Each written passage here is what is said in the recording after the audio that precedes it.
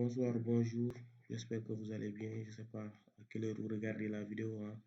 Bon, on va essayer de, de- on va essayer de continuer ce qu'on faisait la fois passée. La fois passée, je vais essayer de faire une bref rappel de ce qu'on a fait sur la première vidéo. Vous pouvez aller le regarder aussi si vous voulez. On avait créé un projet, on avait déjà créé notre First Cloud.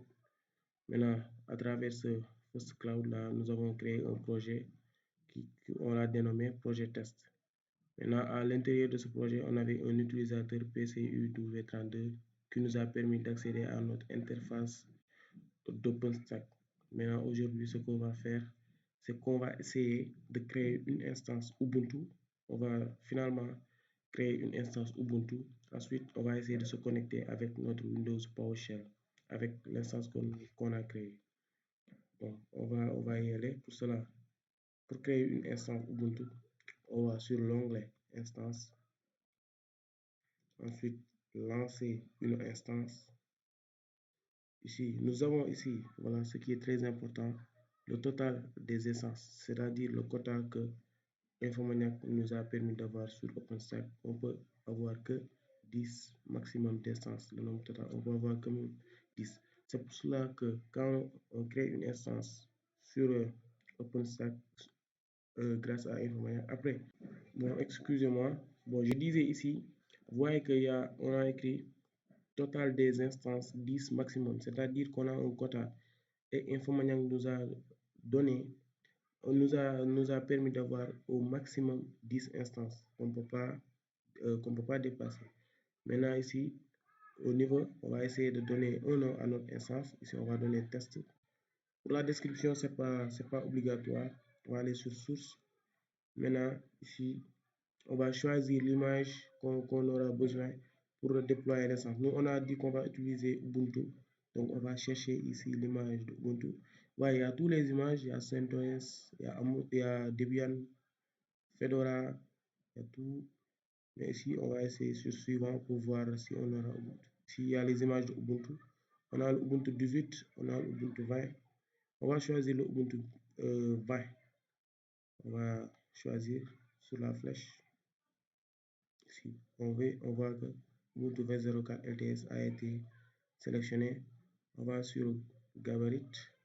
Maintenant, ici, on va choisir la taille parce que ici, on va choisir le 2 Go. Le total du disque, on va choisir le 20 Go. On va sélectionner 20 Go. Pour le réseau, on va choisir le EXNet. Choisir le EXNet pour le réseau. Le port du réseau, on laisse comme ça. Le groupe de sécurité, on laisse comme ça pour l'instant, mais on va y revenir. La paire de clés, ici, on aura besoin d'une paire de clés pour la connexion entre notre PowerShell et, et notre instance. Maintenant, ici, si on a une paire de clés déjà définie, on peut directement importer le paire de clés. Mais pour les nouveaux comme nous, on va essayer de créer une paire de clés pour voir. On appuie sur créer une paire de clés. On donne le clé. On donne une nom au paire. On va l'appeler SecureSign. Type de clé, on va choisir clé SSH.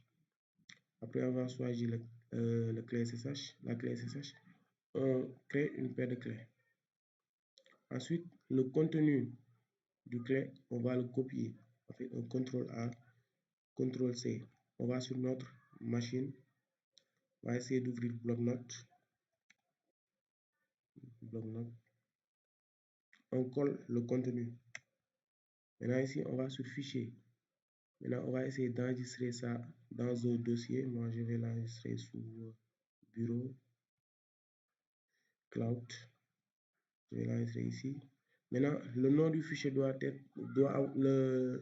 le fichier doit avoir le même nom que le nom de la clé. SecureSign. On va essayer de copier pour ne pas faire d'erreur. On va aller encore sur notre bloc-notes. Essayer d'enregistrer ça. On colle SecureSign. Maintenant, ici, au niveau du type, Au lieu de laisser à fichier texte, on va cocher tous les fichiers. Maintenant, ici, on l'enregistre avec un point key pour qu'il prenne en compte l'extension key. SecureSend.key, on enregistre, on ferme. C'est bon, maintenant ici, on vient ici, on enregistre notre paire de clés. On met sur terminer. Le clé a été généré. Ici, tout le reste, on passe configuration, on passe groupe de serveur, on passe pour l'instant. Maintenant ici, on peut lancer l'instance. On va attendre que l'instance soit lancée. Ça est là, ça charge. Generation. Maintenant, on attend. On voit que nous avons déjà obtenu une adresse qui est le 195.15.252.27. Il y a le nom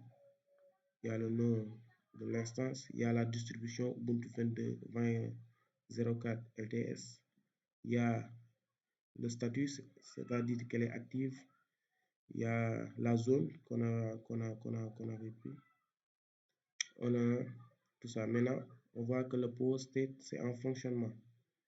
Maintenant, on va essayer de connecter l'instance à notre PowerShell pour voir si l'instance a été créée. On va démarrer notre PowerShell, voir. Là, ici, on va se déplacer là où on a enregistré le clé. C'est-à-dire, moi, je l'ai enregistré sous un dossier nommé Cloud. Maintenant, on va essayer de se déplacer vers ce dossier. Maintenant, on va aller sur le bleu, CD Desktop, CD Cloud. Là. Si on fait ls, vous voyez qu'on voit ici, ça est là, le SecureSend.key, ça est là. Ça veut dire que le clé est visible. Maintenant, on va essayer de se connecter.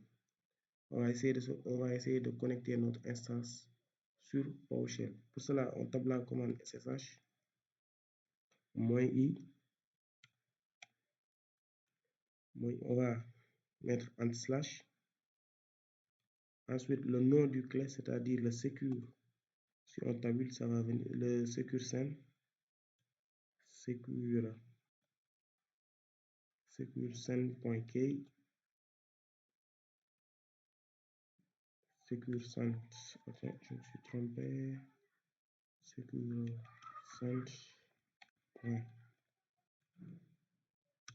SecureSend.key. Ensuite, la distribution, c'est-à-dire Ubuntu.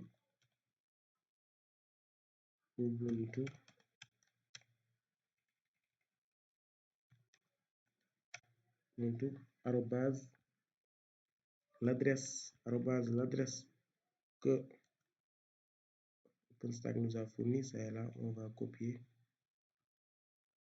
Encore, on va sur notre PowerShell. Ici encore, on appuie sur Enter pour voir si il nous signale une erreur au niveau de la clé, le SecureSend.key. Il y a une erreur là-bas, on va essayer de régler. On va faire sur CTRL-C pour voir le SecureSend. Parce que normalement, si on faisait sur tablé, ça devait venir. Ah, on a oublié le point avant le SecureSend. Alors, on va essayer encore. SSH -i. Il y a un point d'abord avant l'anti-slash. Point avant anti-slash. Maintenant, si on sur secure, si on tabule, ça vient directement. On met Ubuntu arrobase l'adresse qui a été fournie. On colle encore. On appuie sur Enter, on attend. On va voir si ça va se connecter ou pas. On attend.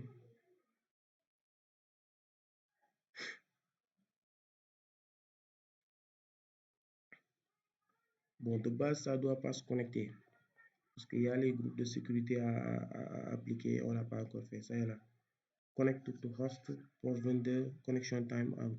Maintenant, pourquoi on n'arrive pas à se connecter? Parce que on a utilisé une paire de clés SSH Maintenant, on n'a pas appliqué ce paire de clés à notre instance.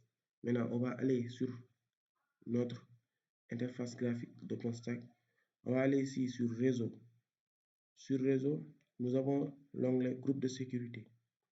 Maintenant, sur groupe de sécurité ici, on va créer un groupe de sécurité. Ici, on va lui donner un nom. On va lui donner un sec. On va l'appeler de mettre une description. On va créer ce groupe. Maintenant, on va ajouter une règle. Maintenant, ici, il y a un tas de règles, mais nous, ce qui nous intéresse pour l'instant, c'est le SSH. Pour pouvoir se connecter, on prend le SSH. Ici, on peut laisser par défaut. On ajoute le groupe de sécurité. Maintenant, on a créé la règle. Maintenant, il faut appliquer la règle à l'instance. Maintenant, nous, on revient sur instance. On coche le test. On vient ici sur la liste déroulante. On va voir ici éditer les groupes de sécurité de port. Non, ici, éditer les groupes de sécurité. On appuie. Ici, on voit ici sec. On a le groupe de sécurité qu'on a créé qui s'appelle sec. Mais ici, on a un groupe de sécurité par défaut qui est le default. Maintenant, nous allons enlever le default et mettre notre sec qu'on a créé. On enregistre. On attend. Si on voit que l'instance test est modifiée. Maintenant, ici, on revient sur notre PowerShell. On rappelle la commande. Mais après, ici, on met sur yes. Y seulement, c'est bon. On va essayer de mettre yes. Entier, voir. On attend, on attend. Ici, on voit que notre instance Ubuntu a été créée à l'Ubuntu test. Si on fait sudo, par exemple, apt date, voir, on voit que nous avons la mise à jour de Ubuntu. On peut se connecter aussi en tant que root. On va essayer de voir sudo su pour voir si on aura la possibilité d'accéder. On va essayer de faire sudo su. Ça est la route et arrobase l'utilisateur. Bon, c'était ça en global. C'était ça, on a pu créer notre projet. On a aussi pu créer l'utilisateur. On a créé une instance et on a appliqué des groupes de sécurité sous OpenStack. Bon, c'était tout pour la vidéo d'aujourd'hui. Je vous remercie d'avoir suivi la vidéo. Donc, merci à tous.